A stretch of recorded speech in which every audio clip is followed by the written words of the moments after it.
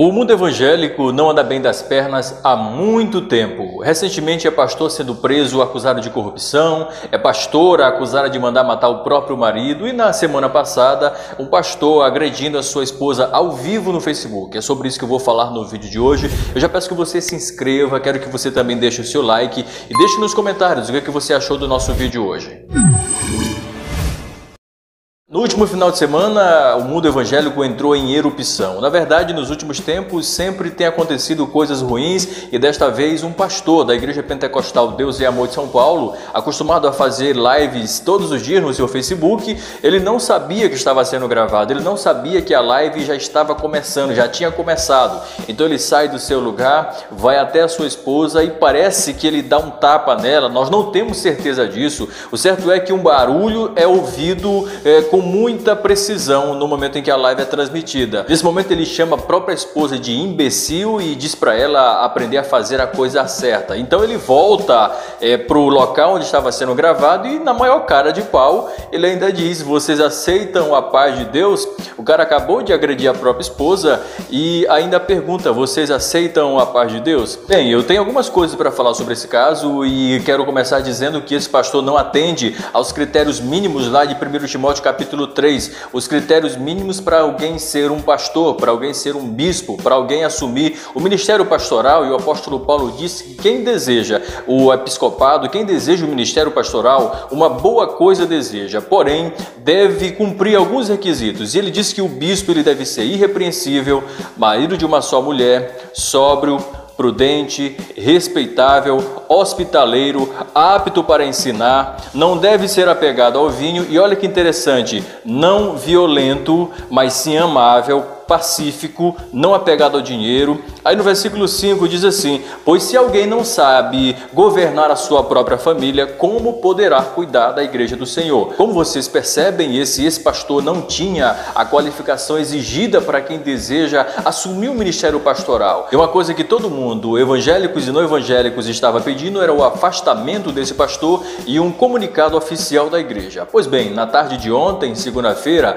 a igreja fez um comunicado oficial no Facebook afirmando que o dito pastor já havia sido afastado da igreja e expulso do ministério e que a sua esposa estava sob os cuidados da igreja. Na nota oficial, a igreja também afirma que todas as medidas cabíveis já haviam sido tomadas contra o pastor, o que deixa subentendido que a própria igreja talvez, hipoteticamente, tenha denunciado o pastor junto à polícia e que nesse momento talvez eles estejam foragidos da justiça. A decisão da igreja foi muito louvável e é digna de aplausos. A igreja repudiou veementemente a agressão contra a mulher, falando que não se trata apenas de um crime, mas sim de um pecado que precisa de uma disciplina bem brusca, de uma disciplina bem rígida. Mas aqui cabe um questionamento: e se esse caso não tomasse repercussão nacional como tomou? Será que a igreja agiria da mesma maneira? Será que a igreja afastaria o pastor do ministério? Eu digo isso porque muitas igrejas fazem dessa forma. Muitos pastores agridem a sua esposa verbal e fisicamente e duas coisas acontecem.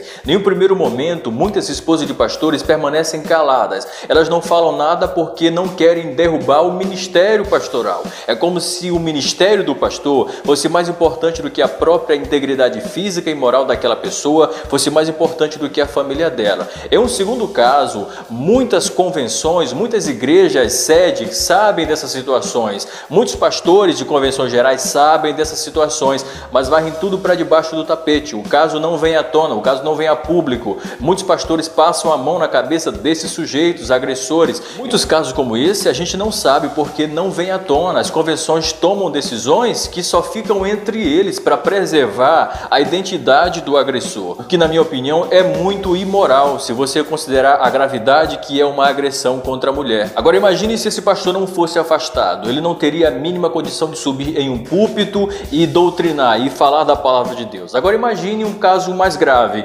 Imagine que na igreja dele tenha culto de casais, ou que ele já tenha dado culto de casais. Com que cara ele agora iria assumir o púlpito sagrado para palestrar para casais? Não tinha a menor lógica. Longe de eu querer julgar se a atitude da igreja foi tomada por pressão popular ou por amor à palavra e amor à justiça, eu só quero dizer que a decisão da igreja foi justa, foi louvável, é digna de aplauso e serve de exemplo para muitas outras denominações, para muitas muitas outras convenções que varrem muita coisa para debaixo do tapete para não sujar o nome do sujeito agressor. Uma outra consideração que eu quero fazer a respeito desse caso coincide muito bem com o que eu tenho falado recentemente, de que a família é mais importante do que a sua igreja local. O que adianta você ser um pastor renomado que diante das câmeras é tudo bem, é meu amor, aceitem a paz de Deus e a paz do Senhor, recebam a unção, aí profetiza para cá, profetiza para lá. Se quando as câmeras se desligam, se quando você sai do meio das pessoas e quando você vem para sua casa acontece isso, sem falar que essa agressão aconteceu, a gente viu apenas uma vez. A gente não sabe quantas vezes, se esse pastor já havia agredido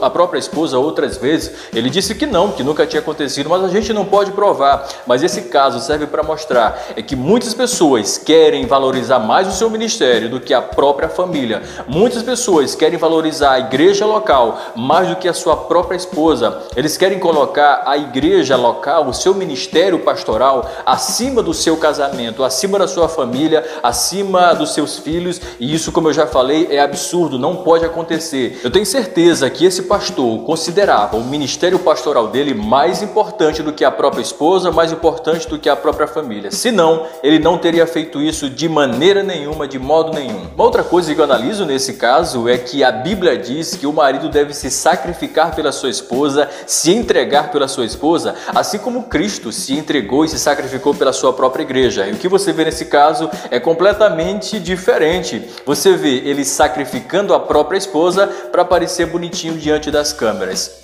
É difícil aceitar uma coisa dessa, né? E por último, uma outra coisa que eu já venho falando há muito tempo aqui. Esse caso prova mais uma vez que pastor, nós nunca devemos considerar um pastor como um ser super espiritual, que tem mais unção do que todo mundo, que tem mais poder do que todo mundo e que erra menos do que todo mundo. A gente precisa tirar da cabeça essa ideia, até porque do ponto de vista puramente humano, o pastor está sujeito às mesmas falhas, aos mesmos defeitos, aos mesmos deslizes. O pastor só está acima de nós somente do ponto de vista administrativo, porque é ele quem comanda administrativamente a igreja, é ele que administra a palavra, é ele que junto da igreja administra a disciplina, é ele que conduz os eventos, é ele que conduz os cultos. Mas do ponto de vista humano e também espiritual, ele está em pé de igualdade conosco. O problema é que a gente gosta de supervalorizar os pastores. Eu não estou dizendo aqui para você não valorizar o seu pastor, não. Só quero que você entenda que o pastor é um homem como nós, sujeito às falhas, e que a gente colocar uma áurea de poder ao redor da cabeça dele, um poder que ele não tem, uma unção que ele não tem, e supervalorizar, colocá-lo como se fosse um ente angelical. Isso sempre dá errado. Toda vez que você faz isso, você vai se decepcionar, porque pastor também erra, qualquer sacerdote também erra, e do ponto de vista humano, todos erram e não é exceção para os pastores. Esse foi o vídeo de hoje. Que a justiça seja feita e que Deus abençoe essa família, que Deus abençoe essa esposa e que Deus abençoe a igreja. Deus é amor.